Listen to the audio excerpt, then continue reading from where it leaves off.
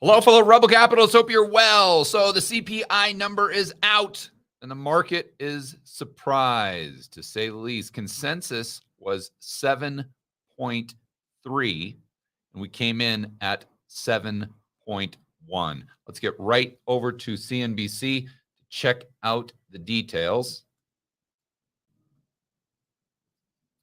Consumer prices rose less than expected in November. If you were watching my videos yesterday, you saw that I actually thought that they might surprise to the upside, that they might be, 7.4 or so because of the PPI numbers. But I got that wrong. But my overall thesis is still intact. And that thesis is we will see continued disinflation. And that is the CPI going down, not necessarily deflation, where we have lower prices, but the price increases are going down. And I thought we'd get that in Q4, Q4 of this year, Q1 of next year, and it seems like that's exactly what we're seeing. Consumer price index rose just 0.1% from the previous month. So month over month, we're almost flat, an increase of 7.1 year over year compared to the respective estimate, 0.3, 0.73. Core CPI rose 0.2 on the month and 6% on an annual basis. So that is also lower than expectations. Stocks roared higher following the report as investors look for signs of runaway inflation is ebbing. I think the wording there is a little off. Not the wording I would use. I would say stocks roared higher following the report as investors look for signs that the Fed isn't going to raise interest rates as much as they thought. Inflation adjusted average hourly earnings for workers rose 0.5% for the month, but they were still down 1.9% from a year ago. If you listen to the conversation I had with Joseph Wang yesterday, he believes that this is what the Fed is paying most attention to. It's the increase in earnings or increase in average hourly earnings. So he believes the Fed is going to continue to increase rates until they see this start to go down significantly, because they believe that this is the main driver in consumer price inflation.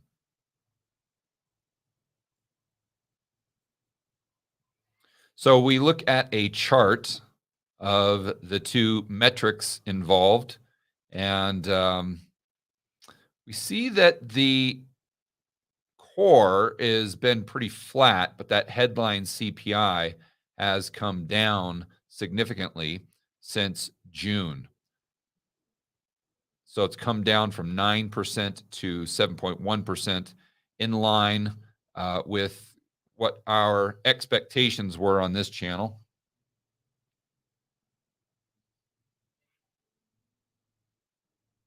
Cooling inflation will boost the markets and take pressure off the Fed for raising rates.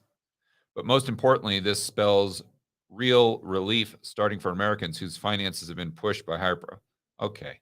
I don't know if I'd go that far, Robert. Real relief, that implies that the prices aren't going up, my friend, or they haven't gone up. Let's remember that it's not like we went from an expectation of 7.3 down to 0. We're still at 7.1, my friend. Maybe he's just referring to the month over month. This is especially true for lower income Americans who are disproportionately hurt by inflation. Let's go ahead and say this a different way. This is especially true for lower income Americans who are disproportionately hurt by the government's policies in 2020. Let's put the blame where it's due here. Falling energy prices helped keep inflation at bay. Why are energy prices so high? Maybe that has to do with the sanctions against Russia. Again, let's put the blame where it is due. Food prices, however, rose 0.5% and were up 10%, 10.6%. Wow. Even with this monthly decline, the energy index was higher by 13.1% from November 2021. Shelter costs which make up about a third of the CPI weighting, continue to escalate, rising 0.6 on the month, now up 7.1. What's interesting here is most of you know the Fed doesn't measure housing by home prices. I know it's kind of odd, but they use what they think is an equivalent metric, which is owner's equivalent rent. And you think, okay, George, well, they're measuring the cost of housing by rents. Not really. It's more of just a survey asking people what they would rent their house out for, not necessarily what homes are currently being rented for. A big difference there.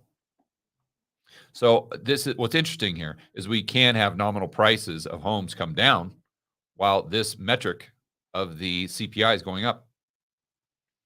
The easing of inflation pressures helped give workers a lift after months of seeing wage increases fall short of inflation. Well, this is true.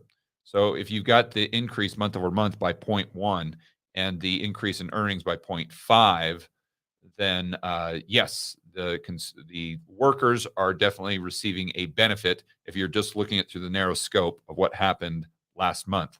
But that would go back to the conversation that I had with Joseph Wang, and he would argue that maybe the market is off sides here because they see this lowering of inflation as a sign that the Fed will most likely stop hiking sometime soon, and they won't go as high as the market previously thought, but that could be inaccurate from the standpoint of maybe the Fed isn't looking at CPI.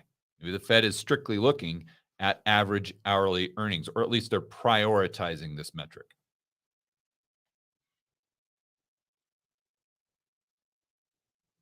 So just a reminder, tomorrow the FOMC meets on Wednesday to announce a 0.5%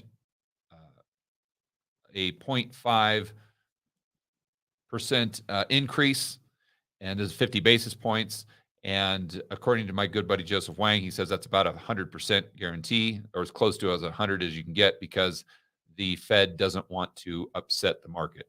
They want to give them exactly what they expect. So that's what you should look out for tomorrow when they announce the rate hike. Here's another take from one of their quote unquote experts. The Fed could dismiss better than expected October as just 1 month, but the further slowdown in November makes this new disinflationary trend harder to dismiss. I would agree. And this is Paul Ashworth, Chief North American Economist for Capital Economics. And he wrote this in a post titled "Stick a Fork in It, Inflation is Done." Yeah, I don't know if I'd go that far. Not sure I'd go that far, Paul. I think when you're living in an inflationary decade, inflation is never going to go up in a straight line. It's always going to have ebbs and flows. And we've seen it go up tremendously. Now we're most likely going to see it come down, but that doesn't mean that it's quote unquote done.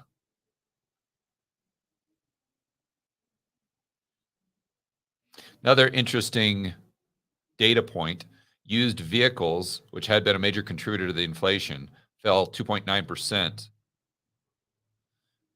and are now down 3.3% from a year ago.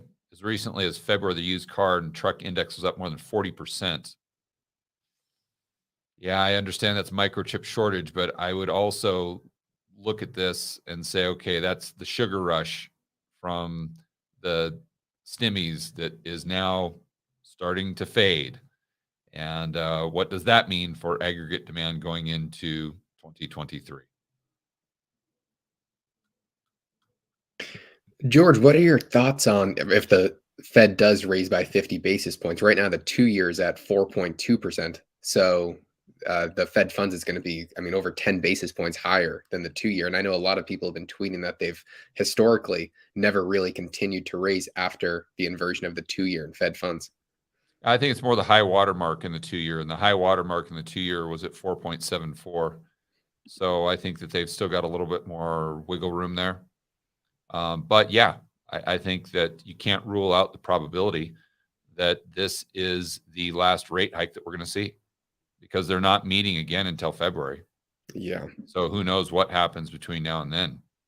We could get a black swan event. We could get, the data just turn horribly negative, and which would prompt them to maybe pause in February instead of raising, call it 25 or 50 basis points. What would your base case be right now?